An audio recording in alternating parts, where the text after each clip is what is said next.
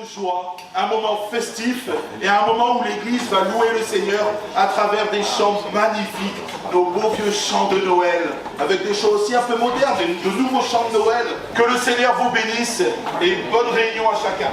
Nous célébrons la naissance de notre Seigneur Jésus. Amen. Alléluia. Donc c'est un culte spécial, nous allons chanter effectivement des chants de Noël. Ça va être une réunion un peu différente. Voilà, on aura les jeunes avec nous. Pas tout de suite, mais ils nous ont préparé des belles choses. Vous allez voir. Et donc les 3 premiers chants, ce sont effectivement des chants un petit peu plus connus. Et je compte sur vous pour nous accompagner, bien entendu. Je ne vais pas vous dire de vous mettre debout, faites comme vous voulez, comme vous le sentez. Parce qu'il faut se reposer pour les fêtes après. Je comprends, c'est un peu fatigant de rester toute la journée à manger. Mais ce matin, nous ne voulons pas oublier notre Seigneur Jésus, comme nous ne l'oublions pas chaque jour. Nous voulons l'adorer, même avec des chants de Noël. Et nous voulons vous inviter surtout à adorer notre Maître et Seigneur, Jésus-Christ. Amen.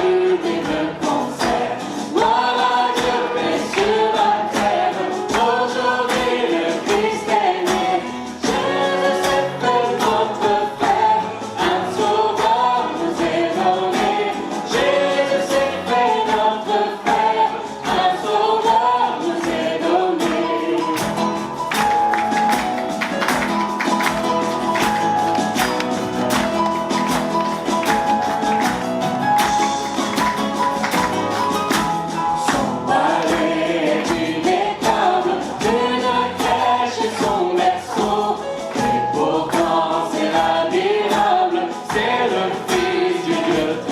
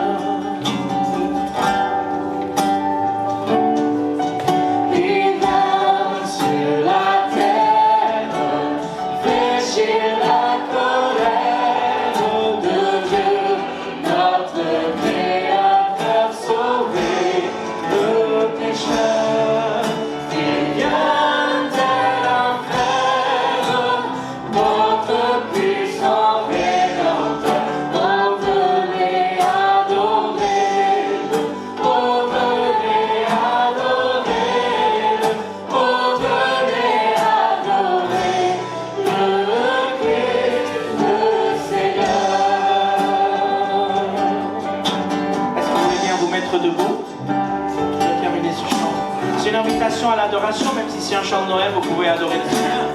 Vous pouvez fermer les yeux et adorer notre Seigneur Jésus ce matin.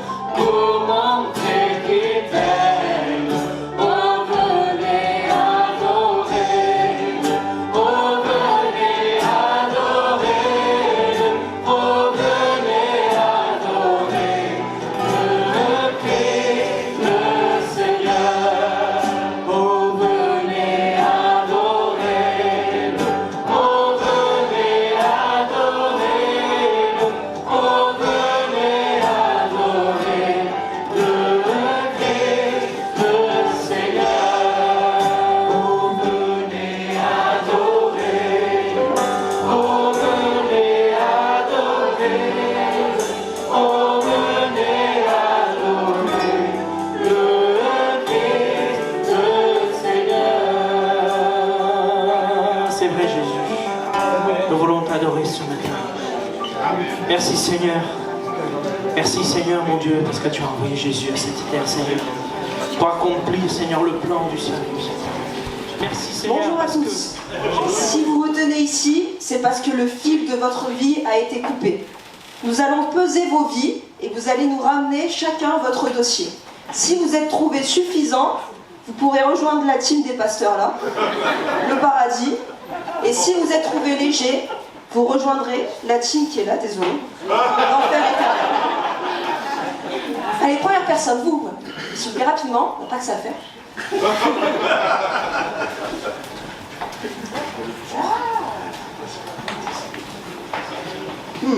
On va voir ce qu'elle a fait.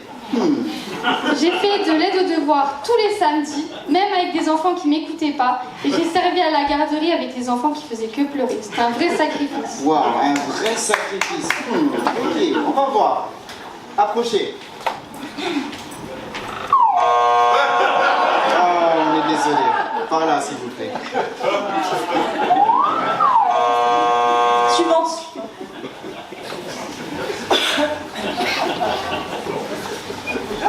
Bonjour. Alors, on va regarder un petit peu ça. Alors, moi, j'ai fait un voyage humanitaire à Madagascar et j'ai donné mon sang 2 fois. Non. Ouais. Ah, beaucoup de belles œuvres, hein. Ouais. Surtout quand ça ne coûte pas grand-chose. C'est mon sang quand même, ça va coûter. Le petit repas là, après le don du sang, on sait que c'est pour ça. Non, on va quand même la peser.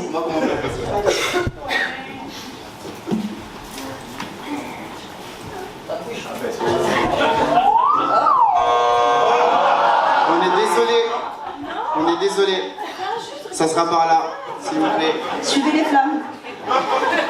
Suivant.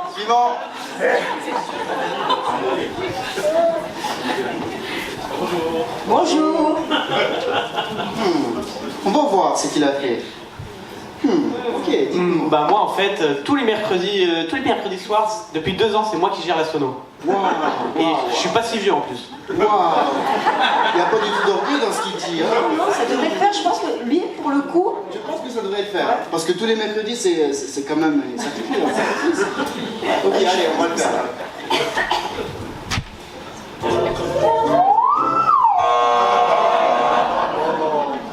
À ce qui paraît, ça ne suffit pas. Au prochain. Ah, une dame qui devrait peser lourd. Elle a un enfant. Elle a un enfant, donc peut-être elle va aller directement, non? On va voir. Bonjour. Bonjour. On va aller tous les jours à l'église. Waouh, tous les jours à l'église. Ah, tiens, c'est vrai que présente de corps, ouais, mais l'esprit était souvent en retard. On va essayer quand même. On va essayer quand même. Elle a un enfant, peut-être que ça passe.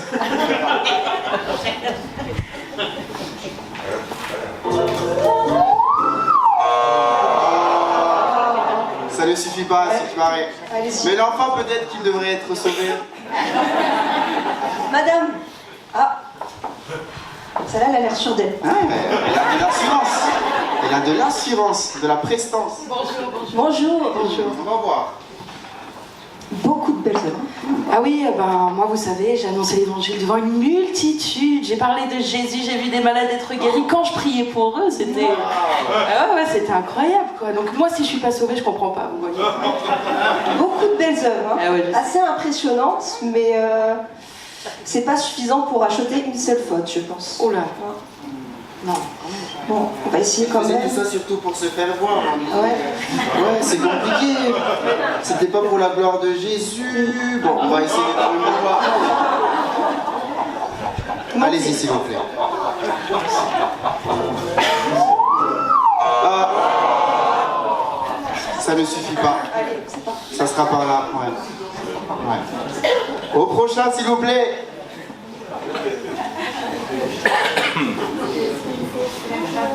Bonjour. Bonjour. On va voir. Moi, je suis née dans une famille chrétienne. Waouh. Une famille chrétienne. Ok. Combien de générations? Depuis Jésus. Oh, tu es la cousine de Jésus en fait. Waouh. Ok, on voit bien, fille de chrétien. Et on voit bien aussi que quand les parents étaient en train de prier le soir, elle était dans sa chambre sur Instagram. On voit qu'elle était pas... On voit qu'elle était... Ah, elle a supprimé Instagram, mais on voit quand même qu'elle passe pas mal de temps sur YouTube. Bon.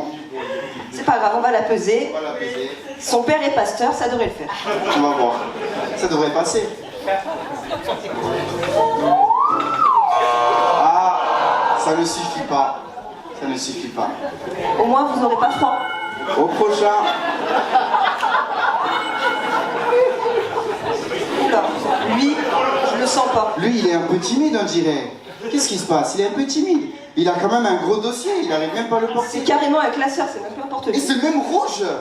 Déjà, la couleur, c'est pas bon signe.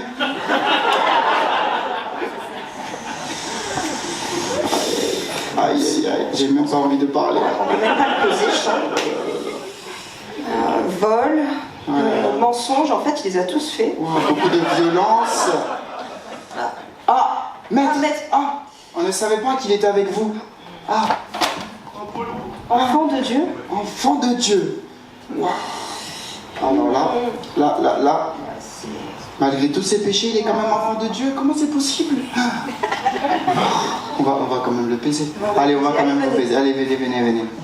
Non. Non, pas vous. Pas vous, le maître.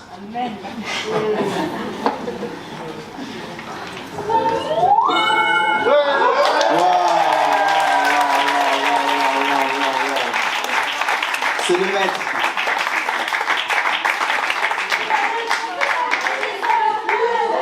Mais ils sont en train de râler. Comment c'est qu'ils sont en train de râler? Par cette petite illustration, on voulait vous faire passer un message. Et le message, c'est que ça ne suffit pas juste de paraître pour être enfant de Dieu. Il ne suffit pas juste de venir à l'église, même tous les jours, de participer à toutes les réunions, de faire du bien, de faire des œuvres humanitaires. Il ne suffit pas. Il faut réellement avoir une vraie relation avec le Seigneur. Vraiment avoir son cœur attaché au cœur de Jésus. C'est ça qu'il faut pour être réellement enfant de Dieu. Amen. Là, on va passer au chant.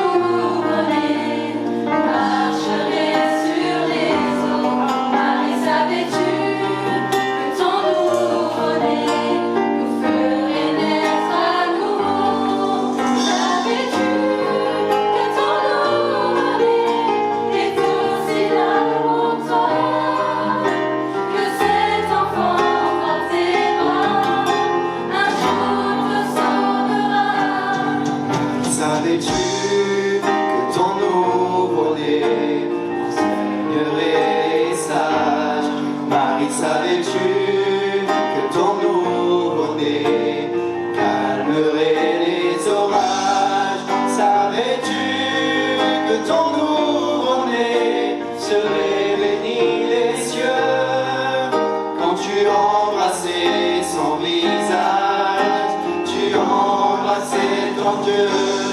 Marie, savais-tu que ton nouveau-né marcherait sur les eaux?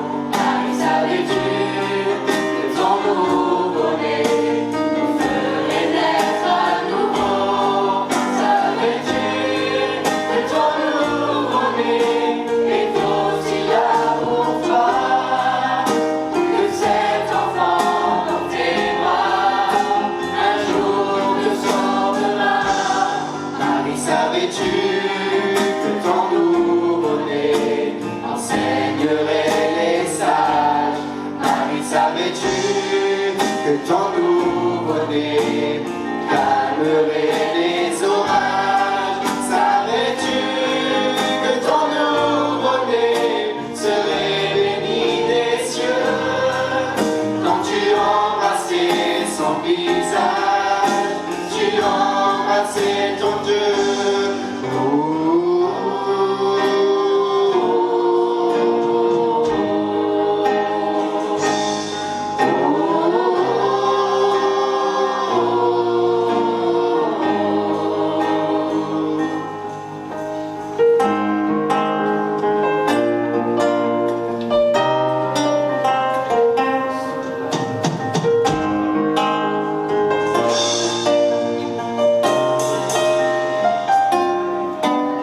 L'aveugle voit, le sourd entend, le mort sort du tombeau.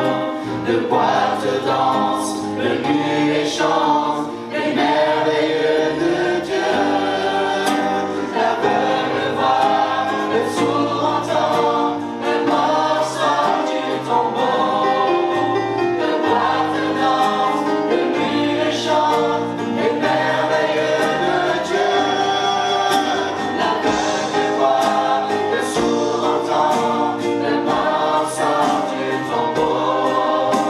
Le poète danse, le muet chante, les merveilleux de Dieu. Marie, savais-tu que ton nouveau-né est roi de la création? Marie, savais-tu que ton nouveau-né est le sur les nations? Savais-tu que ton nouveau-né est infiniment grand? Que cet enfant dans tes bras est le Tout-Puissant. Savais-tu que ton nouveau-né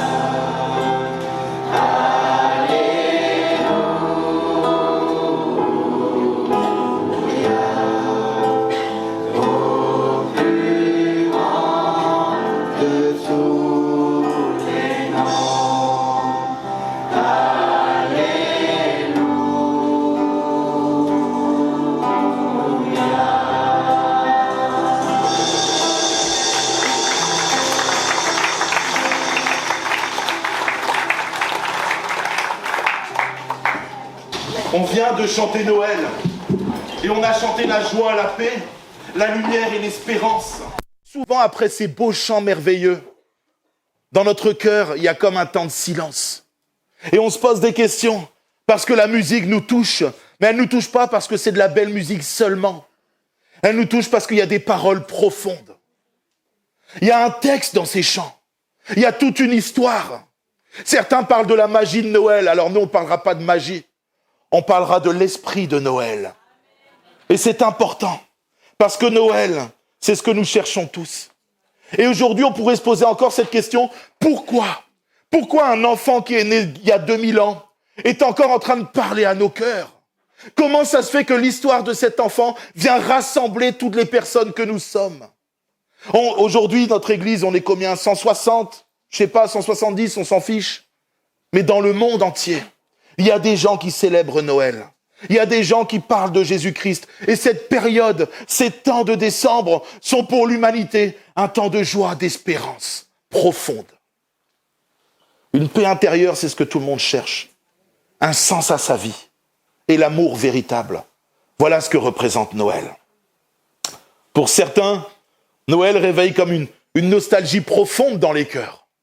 Vous savez, moi, depuis que je suis tout petit, ma maman, elle nous fait célébrer Noël. Et on aimait bien Noël, et on aime toujours bien Noël. Moi, Noël, ça me fait penser, alors vous allez peut-être rigoler, et certains à des souvenirs de Noël bien différents, mais moi, ça me fait penser à Maman, j'ai raté l'avion.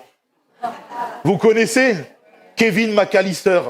Seigneur, heureusement que mon fils n'était pas comme ça. Pas loin, mais heureusement que Jésus l'a changé avant. Ça fait penser à toutes sortes de choses.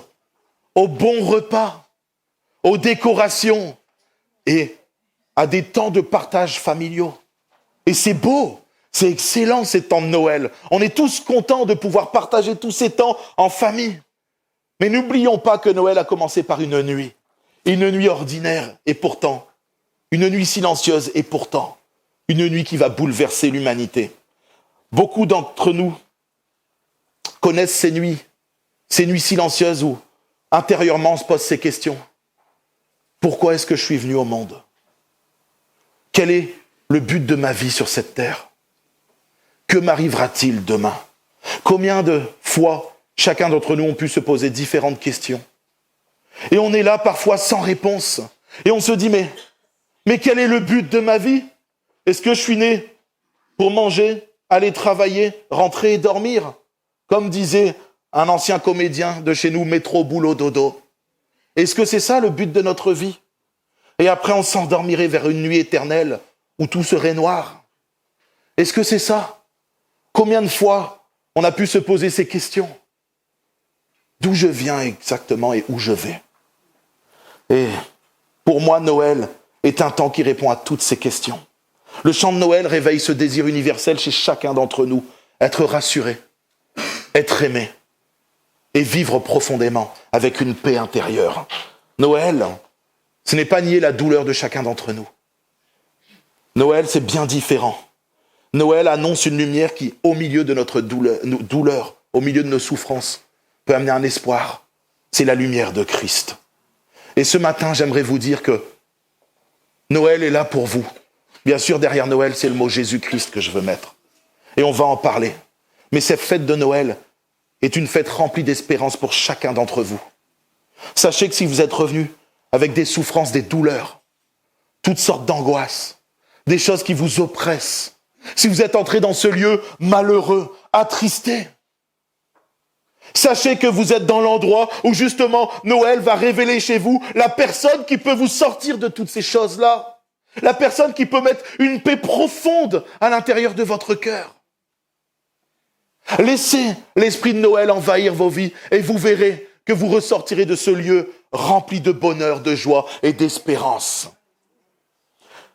Ce qui est surprenant, on va prendre un texte qui se trouve dans Luc chapitre 2 et au verset 6 et 7 qui nous dit, c'est dans la Bible, pendant qu'ils étaient là, le temps où Marie devait accoucher arriva et elle enfanta son fils premier-né.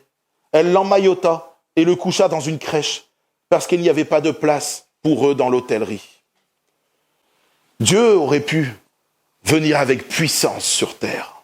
venir dans les palais les plus grands, le Taj Mahal ou je ne sais pas encore quel truc, vous savez, où c'est magnifique, il y a de la grandeur, de la prestance. Il aurait pu venir à une époque où les plus grands hôtels étaient libres. Mais Dieu a choisi de venir dans une simplicité. Dieu a choisi de venir et de naître dans une étable. Mais pourquoi Dieu a fait ça? Il aurait pu choisir un temps plus propice pour lui. Et non. Dieu est venu parce qu'il voulait se rendre accessible à chacun d'entre nous. Parce que s'il était né dans un grand temple, on n'aurait pas pu aller le voir. Peut-être que nous, on se serait dit, c'est le Dieu des riches. C'est le Dieu des puissants. C'est le Dieu des gens qui, excusez-moi, ont la noblesse, le sang bleu, etc. Non. Dieu a décidé de venir et naître dans cette étable à travers Jésus-Christ pour que chacun d'entre nous puissions avoir accès à lui. Il a décidé de se révéler à chacun dans la simplicité. Et peu importe qui tu es ici ce matin, peu importe d'où tu viens, peu importe ton passé, peu importe les blessures qui sont sur ta vie, Dieu veut se révéler à toi ce matin avec simplicité. Il est né dans cette étape pour te dire, je suis un accès simple pour toi, pour ta vie. Je ne suis pas un Dieu lointain. Je ne suis pas un Dieu inaccessible. Je veux être proche de toi. Est-ce que tu sais que Dieu veut être proche de toi? La Bible nous dit dans Matthieu chapitre 1, verset 23, « La Vierge sera enceinte et elle mettra au monde un fils et on l'appellera Emmanuel, ce qui signifie « Dieu est avec vous ». La Bible appelle cette naissance Emmanuel parce que Dieu est avec nous. Il veut être au milieu de nous, il veut être avec nous, il veut vivre en nous. Dieu veut se révéler dans ta vie compliquée. Dieu veut se révéler, mon jeune, dans ta vie d'adolescent. Parce qu'il t'aime. Il ne veut pas te dire, je suis loin de toi et tu dois faire le tour du monde 7 fois. Tu dois faire toutes sortes de choses pour me connaître. Non. Dieu, il veut être avec toi, avec chacun d'entre vous. Et aujourd'hui, plus que jamais, dans cette période de Noël, Dieu veut dire à chacun d'entre nous, je veux être au milieu de vous. Je veux être avec vous parce que je veux changer votre vie. Je veux transformer votre vie. Vous savez, Dieu n'a pas décidé de venir quand tout était parfait sur la terre. Il a décidé de venir quand tout était fragilisé, dans des vies fragiles. Jésus lui-même a dit, je ne suis pas venu pour ceux qui se portent bien, pour ceux qui ont besoin, mais pour ceux qui ont besoin de médecins, pour les malades. Je ne suis pas venu appeler des justes, mais des pécheurs. Jésus est né dans un monde violent, injuste, où il y avait des oppressés. Il connaît la fatigue, la peur, le rejet. Ce que tu vis, Jésus l'a vécu. La Bible nous dit qu'il a été tenté lui-même dans ses souffrances pour pouvoir venir en aide à tous ceux qui sont tentés et qui souffrent. Et ce matin, Jésus veut te dire, je suis venu pour toi. Je suis venu pour toi. Peu importe ce que tu vis, peu importe ce que tu traverses, je sais ce que tu vis parce que moi aussi, je l'ai vécu. N'oubliez pas ce que Jésus a vécu. Ça a été difficile la vie qu'il a eue. La Bible nous dit qu'il n'avait même pas un endroit pour dormir. Il n'avait pas une maison bien à lui, un appartement qui était là, qui l'attendait quand il allait faire ses missions sur la terre. Non. Jésus a eu une vie difficile. Et Jésus sait par quoi tu passes. Et Jésus veut t'aider. Il te comprend. Il comprend les souffrances de ton cœur. Et ce Jésus qui est né il y a 2000 ans est une espérance pour toi, pour ta vie, pour ta famille. Jésus te dit, je sais ce que tu vis, je sais ce que tu ressens, et je peux t'aider dans ta souffrance. Lui ouvras-tu ton cœur? Jésus veut te dire ce matin, tu n'es pas seul dans ce que tu traverses. C'est ça aussi le message de Noël. Un message rempli d'amour, d'un Dieu qui a décidé de nous aimer et de s'incarner dans un enfant. Parce qu'il nous aimait, il voulait comprendre ce que nous vivions parfaitement. Et personne aujourd'hui peut dire « Ah mais Dieu c'est le Dieu lointain ». Non, c'est celui qui s'est fait homme. Il s'est fait d'abord bébé. Il a grandi, il est devenu un homme. Et il a compris ce qu'on vivait, parce que lui-même l'a vécu. Et pourquoi Jésus est né? Quelle est la mission de Jésus? Il n'est pas venu pour fonder une religion. Il n'est pas venu pour imposer une morale, pour mettre en place une grande philosophie. Faut pas trop que je bouge, là, ça secoue un peu vers là. La Bible nous dit que Jésus est venu pour réparer ce qui était brisé à l'intérieur de nos cœurs. Dans Luc chapitre 4, verset 18, il est dit « L'Esprit du Seigneur est sur moi, parce qu'il m'a oint pour annoncer une bonne nouvelle aux pauvres. Il m'a envoyé pour guérir ceux qui ont le cœur brisé, pour proclamer aux captifs la délivrance et aux aveugles le recouvrement de la vue, pour envoyer libres les opprimés, pour publier une année de grâce du Seigneur. » Vous savez, on essaye souvent de changer notre extérieur. On change souvent de travail. On change souvent nos relations. On essaye de changer toutes les choses autour de nous, pensant qu'en changeant l'extérieur, tout ce qui nous entoure, ça va régler le problème de l'intérieur. Mais c'est le seul Jésus-Christ. On l'a chanté, seul son nom, seule sa personne peut changer profondément l'intérieur de ta vie. Le vide qu'il y a dans ton cœur, il peut le combler, il peut le remplir. Il est le seul à pouvoir le faire. Et c'est ça aussi la fête de Noël. C'est pas seulement les cadeaux, les belles décorations et la famille. Et c'est super, c'est ça aussi l'esprit de Noël. L'esprit familial, la joie. Mais c'est surtout ce Jésus qui veut transformer et changer ta vie, qui veut te combler de bonheur, d'amour, te mettre une paix profonde. Il est le seul à pouvoir le faire. Et c'est ça l'esprit de Noël. Jésus est venu pour combler ta vie, pour te sauver. Et la bonne nouvelle qu'il veut t'annoncer, c'est que Jésus est venu, il a donné sa vie pour toi. Là où le péché t'empêche d'être heureux, le péché c'est être coupé de Dieu. Notre relation avec Dieu, la Bible nous dit qu'au commencement, on avait une relation avec Dieu. Adam et Ève pouvaient parler avec Dieu. Ils étaient ensemble, il y avait cette relation profonde dans le jardin d'Éden. Mais le péché est venu tout détruire. Et aujourd'hui, alors que notre relation est brisée entre nous et Dieu à cause du péché, Jésus est venu rétablir cette relation entre Dieu et les hommes. Et ce matin, c'est ça Noël. Jésus est venu pour te dire, il y a une solution pour toi. Tu peux être pardonné de tes péchés. Je peux te renouer cette relation avec ton Dieu, ce Dieu qui veut te remplir d'amour, qui veut te combler de bonheur, qui veut mettre une paix profonde en toi. Jésus est le seul à pouvoir le faire. Et c'est ça Noël, c'est cette espérance. Alors que nous étions perdus, alors que la vie que nous menions était une vie remplie de péchés, d'angoisse et une vie sans but. Noël, à travers la naissance de Jésus-Christ, est venu t'apporter toutes ces choses-là. Tout ce qu'il te manquait. Il est venu te libérer de tes angoisses, de tes oppressions. La Bible nous dit que nous naissons pécheurs. Et on l'a chanté tout à l'heure. On est tous pécheurs. Même si tu penses être un peu mieux que les autres, et il y a sans doute des gens qui sont mieux que les autres dans cette salle. Allez, tout le monde n'a pas tué, j'espère en tout cas. Voilà. Tout le monde n'a pas braqué des banques. Voilà. Tout le monde n'a pas été un bagarreur ou tout ce que vous voulez. Mais tout le monde a déjà menti un petit peu. Légèrement. Ma maman est pas là. C'est bon. Parce que des fois, elle est dans la salle. Elle est en train de garder les enfants, je crois. Tout le monde n'a pas volé dans le sac à main de sa maman. Voilà. Lui répétez pas, s'il vous plaît, j'étais jeune. Voilà. Je lui ai déjà demandé pardon, mais elle ne sait pas pourquoi. Mais vous comprenez, nous sommes tous pécheurs. La Bible dit que nous avons tous péché. Tous. Nous sommes des pécheurs. Et Jésus est venu te libérer du péché. C'est ça la bonne nouvelle. Alors que tu étais esclave du péché, alors que tu étais esclave de tes angoisses, esclave de ta vie qui était sans but, sans direction. Jésus est venu te donner un sens, un but, te libérer du péché. Jésus est venu te dire, je peux te combler d'amour. Je peux te donner le véritable bonheur, pas un bonheur qui dépendra des circonstances de la vie, mais le véritable bonheur qui s'appuie sur Jésus-Christ. Et ce matin, pour toi, c'est possible. Toi qui es dans ce lieu, si tu ouvres ton cœur et tu dis, Jésus, je te laisse faire. Je te laisse faire, je te donne ma vie. Oh Jésus, viens, entre dans mon cœur et règle toutes les choses qui sont à l'intérieur. La Bible nous dit que Jésus va le faire parce qu'il t'aime. Il est le seul à pouvoir le faire. Pourquoi ? Parce qu'il est le seul à être monté sur une croix, à avoir été crucifié pour nos péchés. La Bible dit qu'il a porté le poids de nos péchés. Et quand il a été crucifié sur la croix, il l'a fait de son propre chef. Il a donné sa vie lui-même.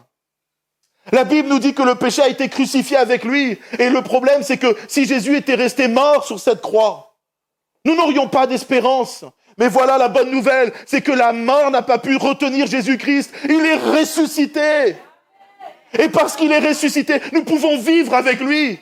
Nous pouvons hériter de la vie éternelle. Nous avons un sens, un but à notre vie. Notre vie ne s'arrête pas sur cette terre avec toutes les souffrances, mais c'est pour l'éternité auprès de Jésus-Christ. Et ce matin, Jésus te dit qu'il t'aime. C'est ça l'esprit de Noël. Il t'aime. Il a donné sa vie pour toi.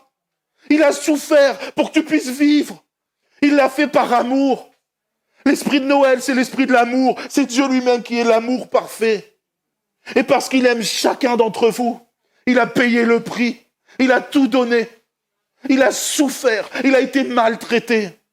Mais il l'a fait avec bonheur parce qu'il nous aimait. Et l'esprit de Noël, c'est Jésus ressuscité. Alors ce matin, si tu es dans ce lieu, si tu entends ce message, il est pour toi. Jésus t'aime. Jésus t'aime. Et cette arrivée du petit bébé qui est venu il y a 2000 ans sur terre annonce une espérance puissante pour chacun d'entre nous. Il a vaincu la mort et le péché. Et si ce matin tu décides de croire en Jésus-Christ, si ce matin tu décides de lui ouvrir ton cœur, Jésus a dit, je frappe à la porte de ton cœur. Si tu entends ma voix, ouvre ton cœur. Je viendrai et je mangerai avec toi. Jésus veut devenir ton ami, il veut te sauver. Alors la question ce matin que tu dois te poser, c'est pas est-ce que je vais fêter Noël le 24 ou 25 décembre. C'est plutôt est-ce que je vais accepter Jésus-Christ pendant cette période de Noël. Est-ce que je vais faire de Jésus mon sauveur et mon Seigneur, celui qui me sauve de cette mort éternelle, celui qui me délivre du péché, de tout ce que le péché entraîne. C'est la question profonde de cette période de Noël. Jésus n'est pas venu juste pour qu'on fasse la fête, même si c'est bien. Il n'est pas venu juste pour qu'on ait des cadeaux, c'est très bien. Pour qu'on passe des moments en famille, c'est excellent, continuez. Mais Jésus est venu pour te sauver, pour régler tous les problèmes qu'il y a à l'intérieur de ton cœur, pour réparer tout ce que le péché a brisé. Voilà la véritable histoire de Noël. Voilà le véritable sens de Noël. Jésus-Christ mort pour nos péchés et ressuscité pour que nous puissions vivre avec lui dans cette nouvelle vie. Alors tout simplement, j'aimerais juste qu'on incline nos têtes. Seigneur Jésus, nous te remercions. Nous te remercions pour ces beaux chants. Nous te remercions, Seigneur, parce que tu es le roi. Tu es le Messie. Tu es venu il y a 2000 ans, un peu plus de 2000 ans sur cette terre et tu as payé le prix à notre place. Parce que tu nous aimais, tu ne voulais pas qu'un seul d'entre nous se perde. Alors tu as payé tout ce qu'il fallait payer pour nous. La dette a été effacée d'au-dessus de nos têtes.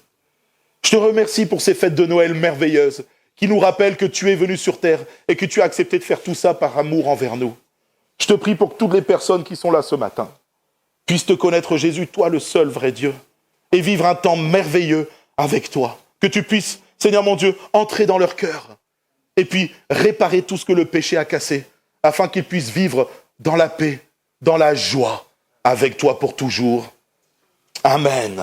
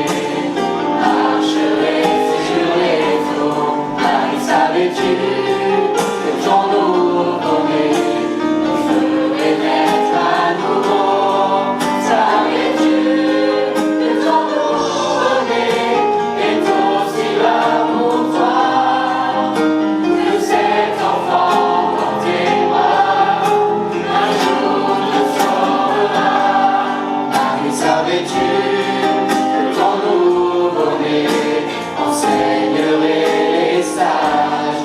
Marie, savais-tu que ton nouveau-né calmerait les orages?